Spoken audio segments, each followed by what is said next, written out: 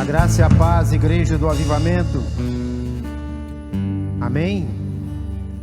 Glória a Deus. Estamos felizes, estamos mais uma vez na casa do Senhor. Temos a oportunidade, o privilégio de poder adorá-lo, exaltá-lo. Como é bom estar na casa do Senhor. Pode assentar, queridos. Você que está nos acompanhando também pela internet, Deus te abençoe. Que a bênção de Deus esteja sobre a sua casa, sobre a sua família. É um momento muito especial de estarmos na casa do Senhor. Temos a honra, o privilégio de estarmos aqui para poder adorá-lo. Todo cristão deveria ter esse desejo, essa vontade de estar na casa do Senhor, né? O salmista diz: alegrei-me quando me disseram, vamos à casa do Senhor. Eu sei que muitos não estão aqui por motivos vários, né? Por não poderem estar aqui. A glória a Deus por você estar aqui. Deus te abençoe. Que Deus te guarde. Deus te livre de qualquer coisa, de qualquer situação. O Senhor está conosco. O Senhor é o nosso baluarte. Ele é a nossa fortaleza. Ele é o nosso socorro bem presente na hora da angústia. Amém? Queridos, eu quero trazer uma palavra. Essa palavra não é uma palavra que talvez as pessoas gostariam de ouvir. Que palavra é essa, pastor? Quem gostaria de ouvir? Pois é, uma palavra que não é aquela palavra que as pessoas estão habituadas a ouvir e gostam de ouvir. Mas é uma palavra que eu preciso ouvi-la e você precisa ouvi-la. E nem sempre, né? Nós vamos comer o que gostamos, mas vamos comer o que precisamos comer para manter o nosso físico, para manter a nossa saúde física. E na vida espiritual também a mesma coisa. A mesma coisa. Eu quero falar sobre nossos dias, esses dias difíceis. O apóstolo Paulo, ele escrevendo a Timóteo, no capítulo 2 Timóteo capítulo 3, do versículo 1 ao versículo 10. Paulo fala que nos últimos tempos, qual seria esses últimos tempos, né? E no final, quando Jesus estivesse para buscar a sua igreja, estivesse próximo ao arrebatamento da igreja, o apóstolo diz que nesses últimos tempos haveriam dias difíceis. Dias difíceis. E eu pergunto a vocês: nós estamos ou não estamos passando por dias difíceis? Toda a minha história de vida, eu nunca tinha passado por uma situação como estamos passando agora. Nós tínhamos passado. Então nós estamos vendo aí cumprimento das profecias bíblicas, cumprimento da palavra de Deus, e nós como cristãos, como homens e mulheres de Deus, temos que começarmos a termos discernimento espiritual, porque Jesus está muito próximo a buscar a sua igreja. O arrebatamento da igreja, ele está bem mais próximo do que você imagina. Então, se nós sabemos disso, isso é algo que nós sabemos. O que nós temos que fazer? O que nós precisamos fazer? Está lá em Apocalipse, diz que quem é sujo, suja-se mais ainda. Mas quem é puro, purifica-se mais ainda. Então é tempo de nós tomarmos decisões, é tempo de nós tomarmos posições com respeito à nossa vida cristã, à nossa vida espiritual. Desculpa o que eu vou dizer aqui, mas é uma verdade. Acabou o tempo de brincarmos e sermos crentes. Tempo de brincadeiras, de faz de conta.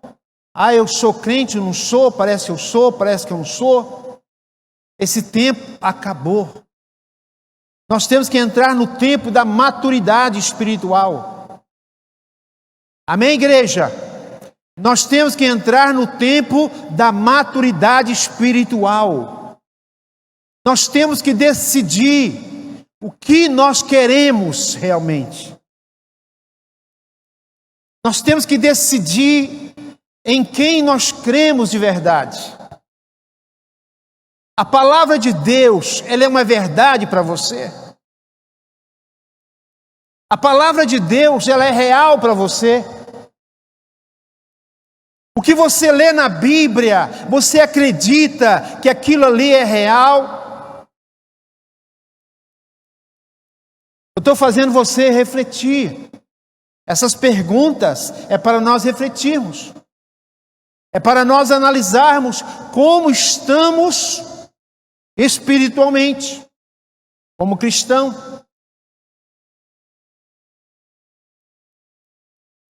E o texto diz aqui, eu vou ler um pouco do texto, aliás, é 10 versículos, né? Eu vou ler junto com vocês. Abra aí 2 Timóteo 3, de 1 a 10.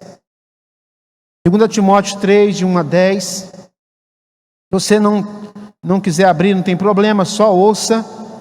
Eu vou ler para vocês.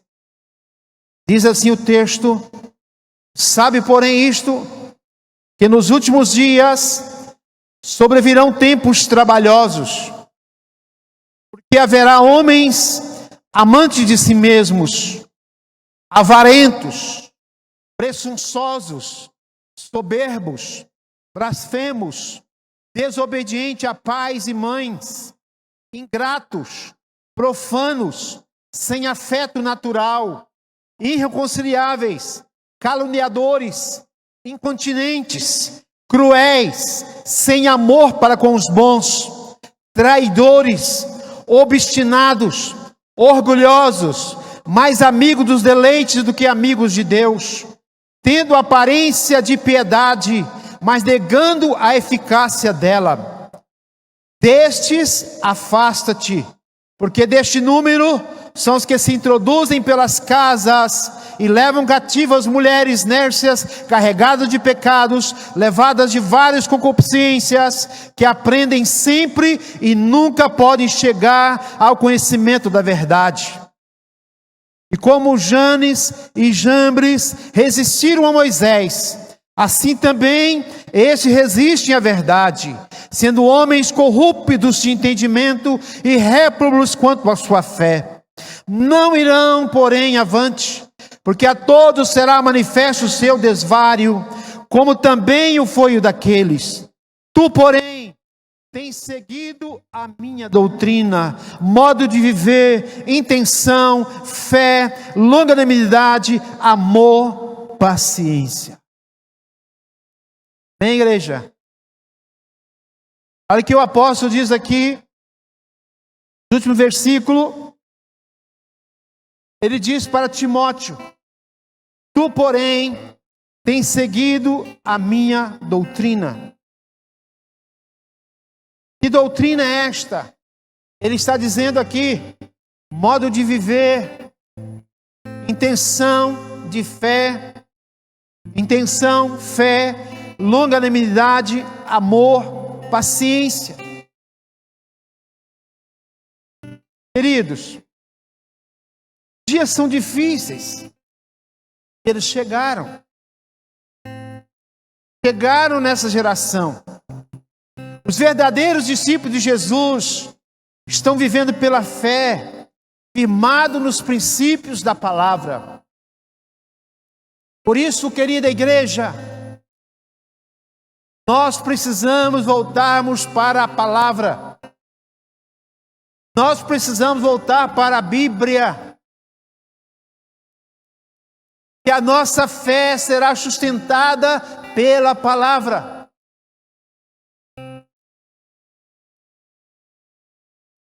Desculpe o que eu vou dizer aqui, não estou desfazendo de nada disso que eu vou dizer aqui. Não estou desfazendo, pelo contrário. tudo é importante. Mas a nossa fé não é firmada em louvor. Nossa fé não é firmada em dança. Nossa fé não é firmada em teatro. Nossa fé não é firmada em templo bonito. Nossa fé é firmada na palavra. A palavra é a base da nossa fé.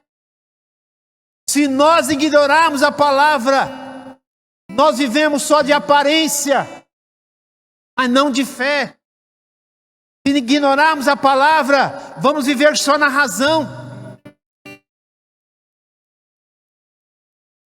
não na fé. Então o apóstolo está dizendo para Timóteo: fique firme, firmados na palavra, firmados na fé, firmados na doutrina. O que é a doutrina? A doutrina é a palavra. Nós temos visto nesses dias que as igrejas não podem reunir fisicamente, presencialmente, mas os pastores e líderes estão dando palavras pela internet. E a gente vê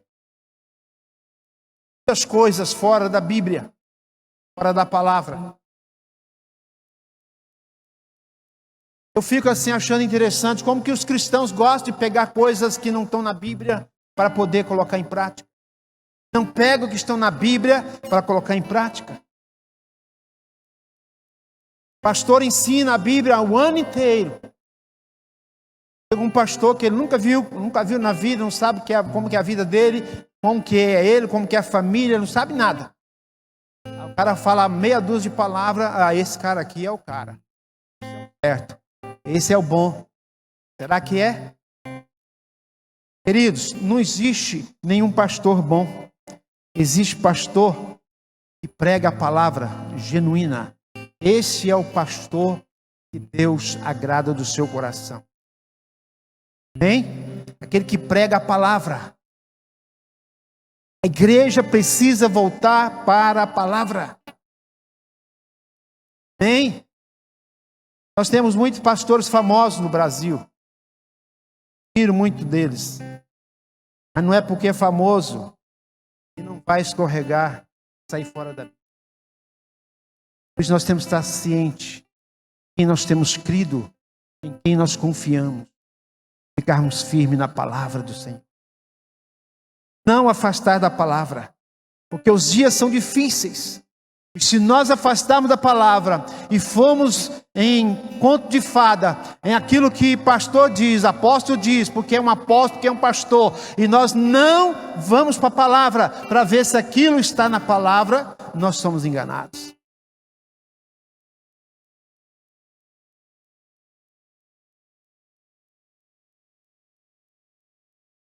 Tem líder aí, meus queridos, tendo grão de feijão. Se você plantar, vai nascer uma árvore, vai estar escrito na árvore, a bênção do Senhor está ali na sua casa. Está isso na Bíblia, meu irmão.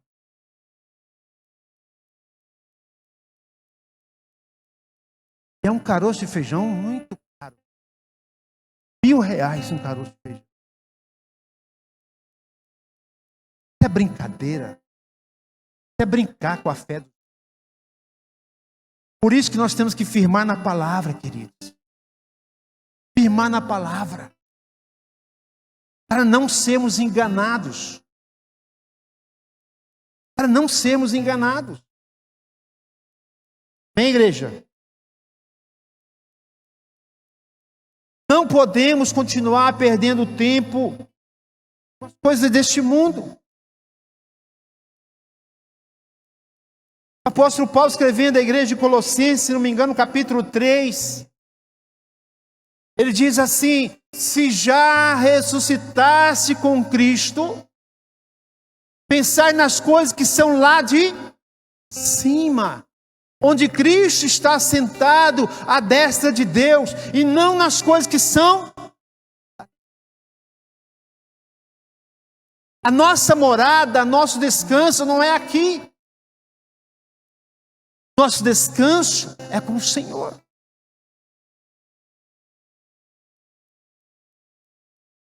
Mas parece que tem muito crente que não está querendo descansar. É verdade. Então nós precisamos buscar mais de Deus. Eu falei que a palavra é uma palavra que talvez você não gostaria de ouvir. No início, quando eu comecei a falar, vou dar uma palavra que talvez você não gostaria de ouvir. Mas é uma palavra que você precisa ouvir e que eu preciso ouvir. Amém, igreja? Então não podemos continuar perdendo tempo com as coisas deste mundo. Eu falo perder tempo. Ah, apóstolo, então agora quer dizer que eu não posso mais ganhar dinheiro, eu não posso adquirir as coisas, eu não posso fazer nada. Não é isso que eu estou dizendo. É nesse contexto que eu quero falar. Quando fala perder tempo, é quando nós deixamos que as coisas aqui no mundo falem mais alto na nossa vida do que as coisas de Deus. Quando um carro falar mais alto na minha vida do que as coisas de Deus, ou uma casa, uma fazenda, um bem qualquer, é isso que eu estou dizendo. Quando algo material está acima de Deus na minha vida, isso está me causando o quê? Prejuízo espiritual, e eu estou correndo perigo na minha vida espiritual. É isso que eu estou falando. Não estou dizendo que você não possa conquistar, que você não possa ter, não possa adquirir, nada disso. Você pode, dentro da sua fé, do seu trabalho, do seu esforço, você vai conseguir sim, Deus vai te abençoar, Deus sem te abençoar, vai te abençoar muito mais. Mas nunca viva aqui nessa terra como se você nunca fosse sair daqui. Eu fico pensando nessas pessoas que roubam dos outros, né? Tira do mais fraco. Vai roubando, para poder ficar maior o seu capital, maior o seu território. E a Bíblia diz que adianta o homem ganhar o mundo inteiro e perder a sua alma. Que importância tem isso, gente? A pessoa que quanto mais tem, mais quer. Daqui a pouco ele morre, fica para quem isso aí? Fica uma herança para causar briga entre parentes. A maioria delas acontece isso. Então o que adianta o homem ganhar o mundo inteiro e perder a sua alma? Queridos, o que tem mais de valioso para nós é a nossa salvação. É a nossa vida com Deus. Isto é preciosíssimo. Nós temos que dar um valor imenso a isto. Sabe por que muitos de nós, como cristãos, estamos sofrendo? Porque nós estamos dando mais valor às coisas daqui do que às coisas de Deus. As coisas daqui, para muitos, têm muito mais valor do que para as coisas de Deus. Aí, sofre, porque estamos indo por lugares errados. Nós estamos invertendo os valores. Para nós, eu estou falando para cristão. E o apóstolo Paulo, incrível esse texto que ele escreveu para a pessoa lá do mundo, não. Ele escreveu para os cristãos. Ele escreveu para os crentes, para os discípulos. Às vezes as pessoas leem esse texto e falam assim, olha, o apóstolo está falando lá do povo lá do mundo, que não conhece a Deus, que é assim assado. Não, ele está referindo para o povo chamado cristão. É para mim, para você.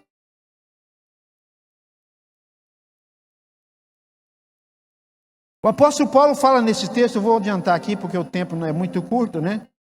O apóstolo Paulo fala nesse texto sobre situações que encontraríamos em pessoas nesses últimos tempos. E quando eu falei, estou repetindo, são pessoas de dentro da igreja, pessoas cristãs, pessoas que dizem crentes, evangélicas. Como os homens desviariam completamente os princípios da palavra de Deus. Vamos ver aqui, dentro do texto que nós lemos, as características que o apóstolo deu dessas pessoas, que são cristãos, ou dizem serem cristãos, estão dentro da igreja ou das igrejas, mas Eles têm essa característica. Não estou colocando aqui características que eu acho que eles têm. Eu estou colocando características que a Bíblia diz, que eu li para vocês. E vou repetir o que eu li. Quais são essas características? Primeira característica, amantes de si mesmo. O apóstolo Paulo diz que nos últimos tempos haveria homens. Quando ele fala homens, ele está então generalizando homens e mulheres, pessoas. Que haveria pessoas dentro da igreja que seriam amantes de si mesmo. O que quer dizer isto? É pessoas do tipo que só pensam nelas. Não se importa com os outros. Não tem amor pelo próximo. Transgridem o segundo mandamento deixado por Jesus, que é amar o próximo como a nós mesmos. Então, uma pessoa amante dela mesma é uma pessoa que ela não vê nem da sua direita e nem da sua esquerda. Ela não vê a necessidade das pessoas. Ela não tem sensibilidade de ver a necessidade das pessoas, porque ela é amante de si mesma. Então, essa é a primeira característica que o apóstolo falou das pessoas que teriam nesses últimos tempos. Outra característica, avarentos. O que é avareza? Avareza é amor ao dinheiro. Quanto mais tem, mais quer. Não estou dizendo que isso está errado, você desejar possuir e ter as coisas. Mas a pessoa avarenta é aquela que ela já tem muito e quer tomar o que é pouco do outro. Pessoa avarenta é aquela pessoa, como diz aquela mão de vaca, né? Ela não gasta com a família, aliás, família não é gasto, é investimento, né? Ela não investe na família. Ela não investe nem nela mesma, porque ela é mão fechada. Não estou dizendo que a pessoa também tem que ser mão aberta, sair gastando o que não tem, não é isso que eu estou falando. Mas aqui o sentido de avarento é a pessoa que quanto mais tem, mais quer. E a Bíblia diz que essa avareza é pecado. É um desejo desenfreado em possuir as coisas. Avarentos. Terceira característica que o apóstolo nos dá aqui. Presunçosos. São aquelas pessoas que julgam ser melhor do que as outras, que pensam ser mais do que todo mundo. Parece que carregam um rei na barriga.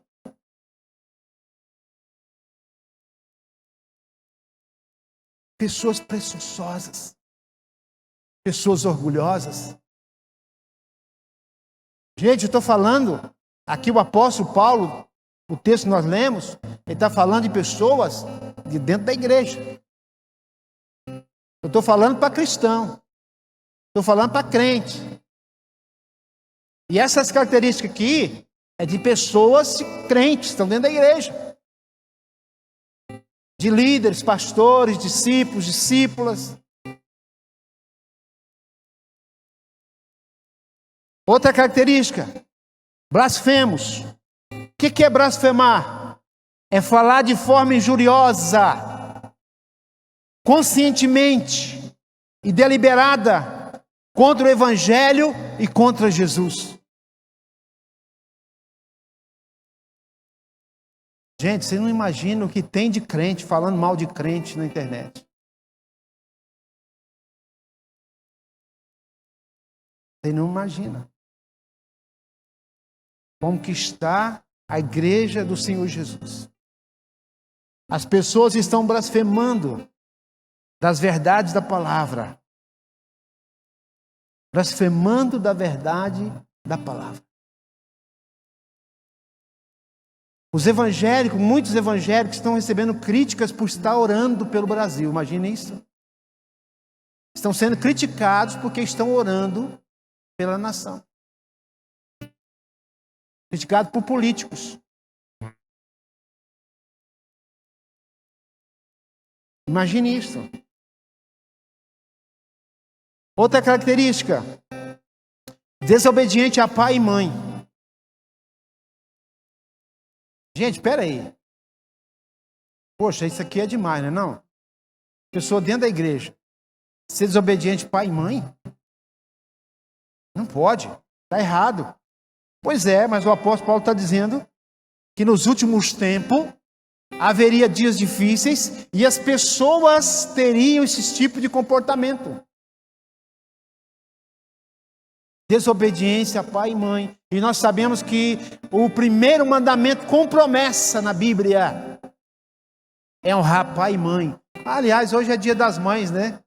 Tinha até esquecido. Não, eu esqueci mesmo. Quero te pedir perdão, mamãe. Deus te abençoe e parabéns pelo seu dia, tá?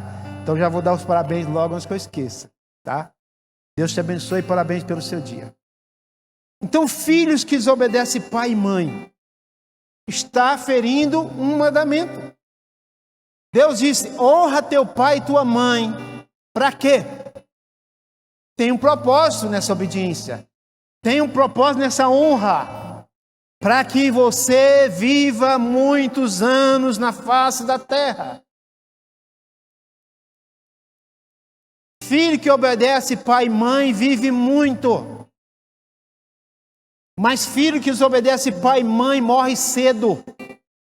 Pastor, como o senhor fala isso? Eu tenho certeza disso? Não, eu estou falando de mim não, estou falando que a Bíblia fala. Honra teu pai e tua mãe para que seus dias sejam prolongados na terra. Como pode um filho cristão, uma filha cristã, ficar desobedecendo pai e mãe? Está errado. Está errado. Você não pode entrar nessa característica aqui não, querido. Você tem que honrar seu pai e sua mãe.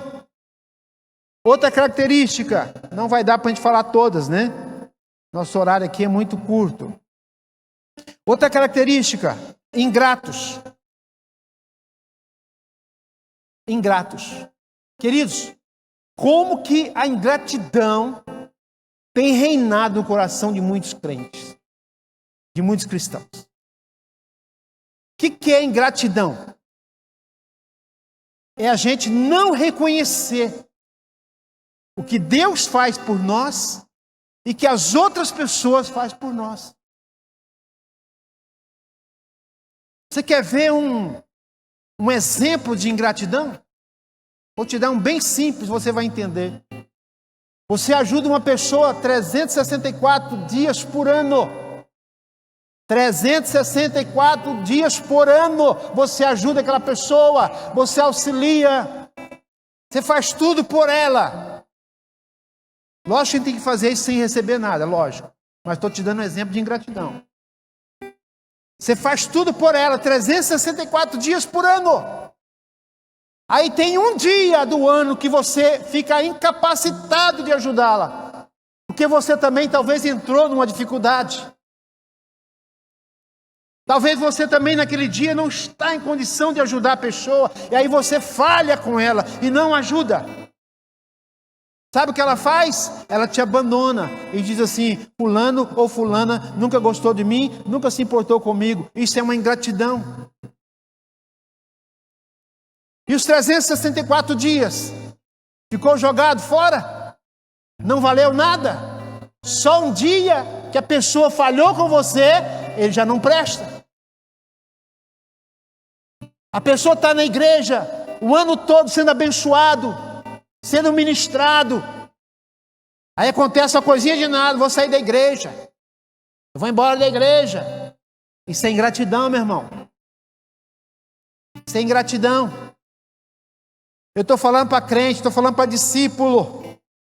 E essa característica, ingratos. A ingratidão é uma das coisas que mais fere o coração de Deus. Devemos ser agradecidos por tudo que Deus nos fez e nos faz. Tem pessoas que dizem assim: ah, Deus não tem me abençoado. Querido, não fala isto. Pois eu posso provar para você que Ele tem te abençoado. Eu provo você rapidinho que Ele tem te abençoado. Vou te fazer uma pergunta, você vai responder para você mesmo. Quem era você há 5 anos atrás? Quem era você há 5 anos atrás? Como você estava? E como você está hoje? Deus não tem te abençoado? Gente, vou dizer algo aqui para vocês. Deus tem me abençoado de uma forma extravagante. Deus tem me abençoado. Eu não sei o que Deus viu em mim. Acho que Ele foi com a minha cara. Porque Ele decidiu me abençoar. Eu não mereço nada disso, você também não merece. Mas Ele decidiu nos abençoar. Pronto, e acabou.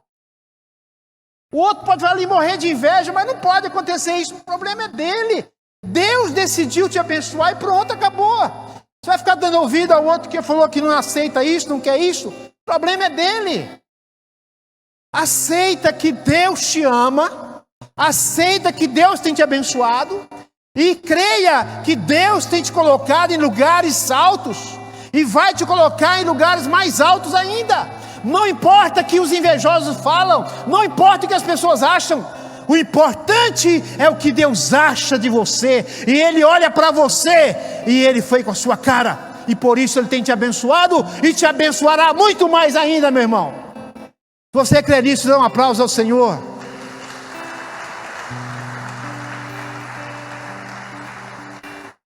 Eu quero que os invejosos morram de inveja. Porque Deus tem me abençoado, vai abençoar muito mais. A pessoa diz assim, eu montei um negocinho ali, mas está tanta gente falando mal, tanta gente. Querido, deixa eu te falar algo. Fazer igual o apóstolo Jean agora, deixa eu te dizer algo. Ninguém joga pedra em árvore que não dá fruto. Ninguém joga pedra em árvore que não dá fruto. Eles só jogam pedra em árvore frutífera. Então, se está dando pedrada em você, meu irmão, você está no caminho certo, viu? Agora, se você não está recebendo nenhuma crítica, se você não está recebendo nenhuma pedrada, não está acontecendo nada disso com você, olha, começa então a fazer alguma análise na sua vida, que alguma coisa está fora do lugar. Mas se está acontecendo isso é um percurso normal na vida de quem está prosperando, na vida de quem é abençoado, meu irmão. Fica feliz, o Senhor Jesus disse, regozijam-se, ficam felizes, se alegram quando alguém injuriar vocês, falar mal de vocês, porque vocês são meus seguidores, ficam alegres, porque vocês já têm garantido nos céus uma mansão celestial, vocês já têm no céu um tesouro, vocês já têm a coroa da vida, se alegram, se alegram. Aleluia! A vida do cristão tem que ser uma vida alegre. Amém, queridos? Tem tanta coisa para falar aqui, mas o tempo não vai dar. Outra característica que o apóstolo Paulo falou das pessoas nesses últimos dias, que as pessoas seriam profanas. O que é profanar? Profanar é tratar com irreverência ou sem respeito às coisas sagradas. Atribuir ao diabo uma obra que é do Espírito Santo. Atribuir ao diabo algo que é de Deus. Isso é profanar. Sabe o que é profanar? É você misturar o santo com o profano. Quem aqui tem carro? Quem tem carro? Quem aqui gosta de abastecer no posto que você sabe que a gasolina lá é misturada? É batizado, como diz o termo mais popular. Quem gosta? Eu também vou baixar meu mão, que eu não gosto. Eu quero abastecer num posto onde eu sei que a gasolina é pura, límpida. Então, profanar isso, meu irmão, é misturar. É misturar o santo com o profano. Tem muita gente como que diz serem cristãos, mas são profanos. Como o senhor diz isso, pastor? Como o senhor prova isso? A pessoa vem na igreja, depois sai da igreja, vai agir como se não fosse cristão. Entendeu? Ele está profanando as coisas sagradas de Deus. Tem pessoas que usam a Bíblia para fazer brincadeira. Uns anos atrás eu vi uma entrevista de um camarada, quando o Jô Soares ainda estava dando entrevistas. Talvez você até assistiu essa entrevista. um cara dando a entrevista que ele fez um cigarro de maconha com a página da Bíblia. E o povo morrendo de rir daquilo. O cara fazendo uma zombaria desta. Mas a palavra de Deus, ela é santa e ela é pura. Nós temos que dar o devido valor que ela tem. Amém, queridos? Não devemos profanar as coisas santas. Por isso que as coisas lá do mundo nós temos que eliminar. Não podemos deixar que o sistema que rege o mundo venha reger a igreja, venha reger nossas vidas, nossos corações, nossa família. Nós temos que ser contra isto. E o último aqui, tem vários, mas eu vou encerrar com este aqui. A última característica que eu quero falar nessa noite. O apóstolo Paulo diz que nos últimos tempos, porque os dias difíceis, o dia que nós estamos atravessando, os homens seriam sem afeto natural. O que é afeto? Afeto é um sentimento de carinho, de amor. Isto é algo natural na vida de um cristão. A identidade do cristão é o amor. A identidade do cristão não é falar em línguas. O cristão não será conhecido por falar em línguas estranhas. Ele não será conhecido por falar ou por profetizar. Ele não será reconhecido como cristão por pregar bem ou falar bem. Mas ele será reconhecido como cristão pelo amor. O apóstolo Paulo escreveu um capítulo todo da Bíblia sobre isto. Capítulo 13, 1 Coríntios. O amor.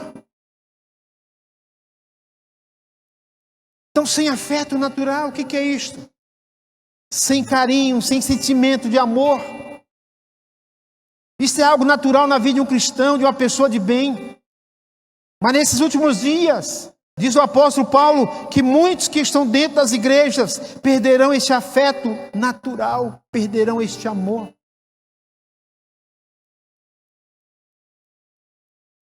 Hoje nas igrejas, eu falo nas igrejas, estou incluindo tudo, a nossa e todo mundo. Hoje nas igrejas se vê mais defeito das pessoas do que qualidade. Se você for fazer uma análise, pode fazer uma análise, você que é casado, você que tem família, comece a anotar as qualidades do seu cônjuge, comece a anotar a qualidade dos seus pais, dos seus filhos. Você vai ver que as qualidades vão sobressair aos defeitos.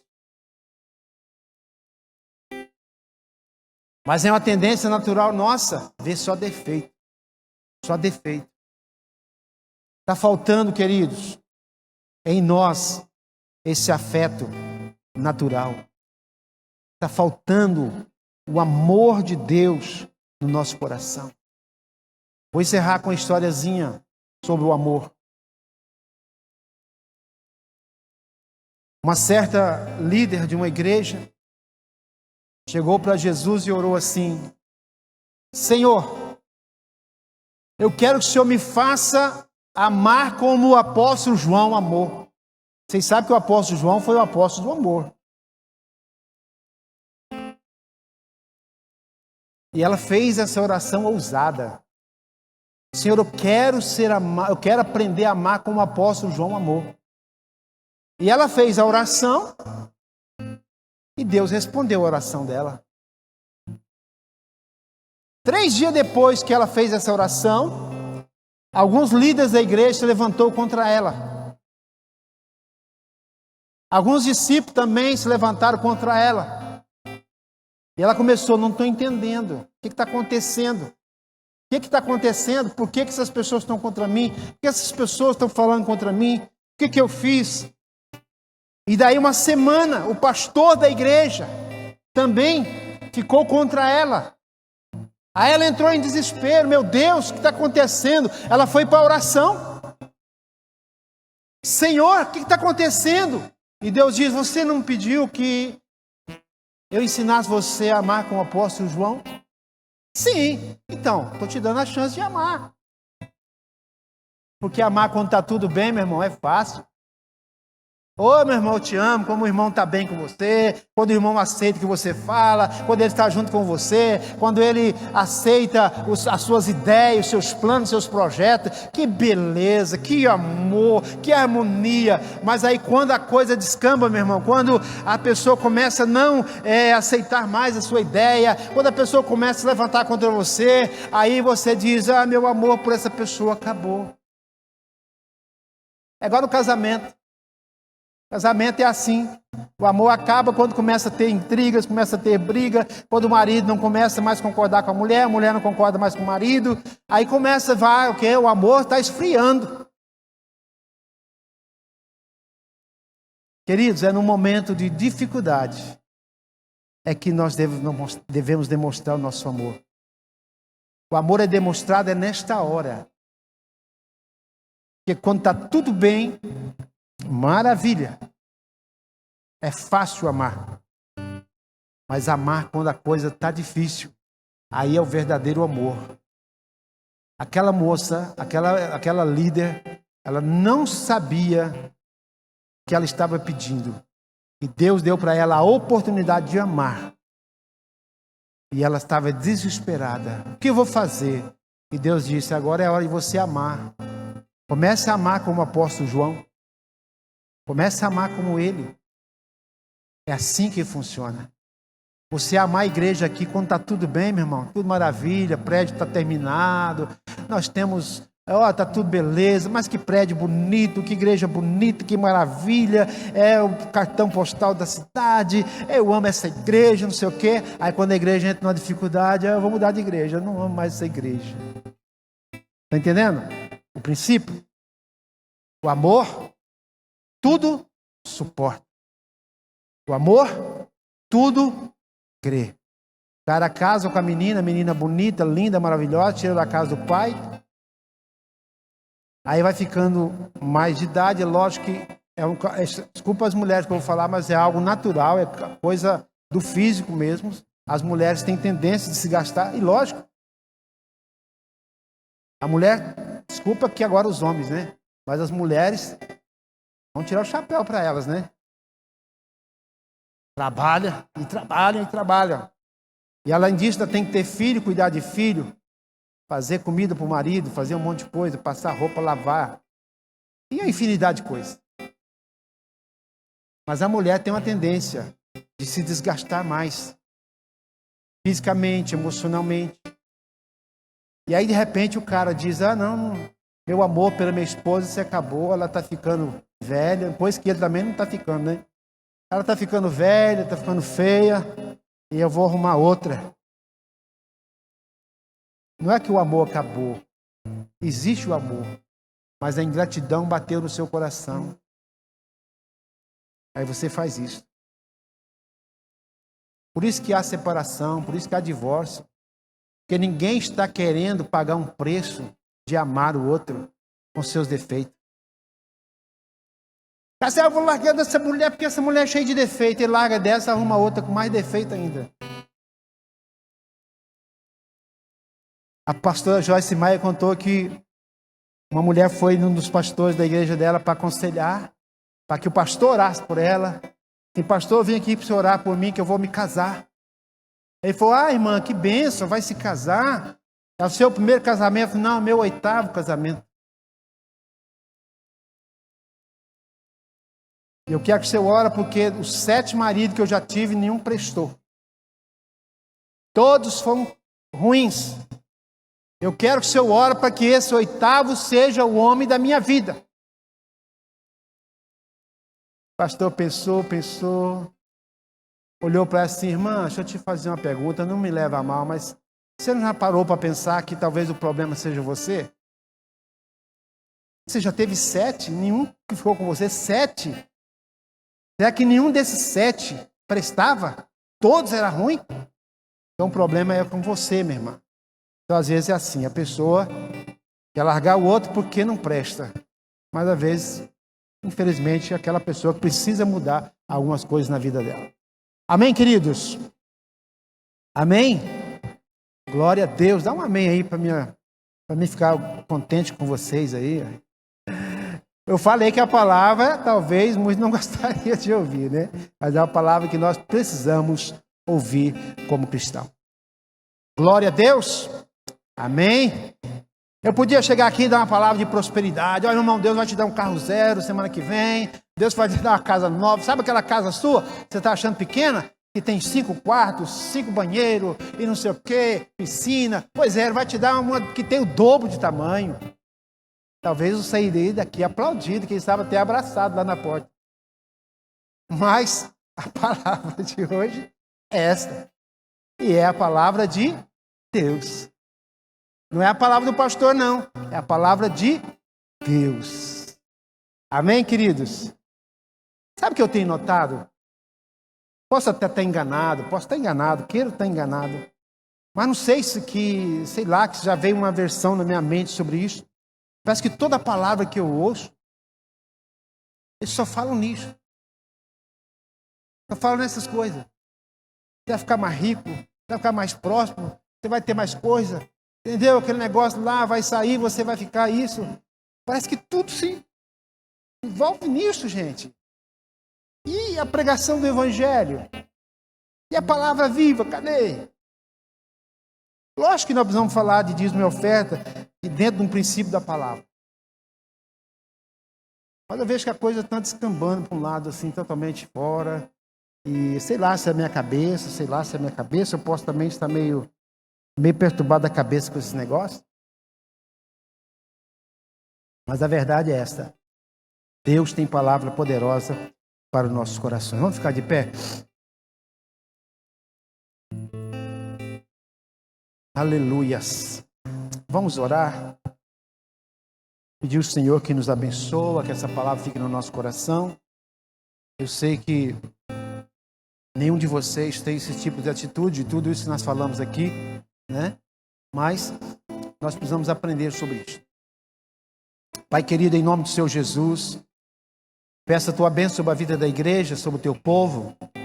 Que cada um de nós, Senhor, segundo a tua palavra nesta noite, nós possamos buscar discernir a tua palavra, buscar o conhecimento da tua palavra, nos render a ti, Senhor, arrepender dos nossos pecados, mudar as nossas atitudes, Senhor, como cristão, porque a volta do Senhor Jesus está muito próxima e nós precisamos estar prontos e preparados para o arrebatamento.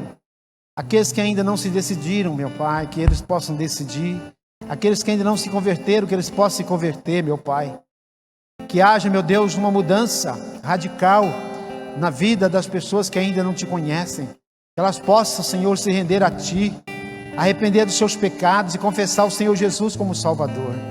Abençoa a vida de cada um de nós, cada família aqui, meu Pai. Cada família do avivamento, cada família cristã nessa cidade, nesse estado, no Brasil e no planeta Terra. Que a Tua graça, a Tua bênção esteja sobre nossas vidas, no nome de Jesus. Amém e amém.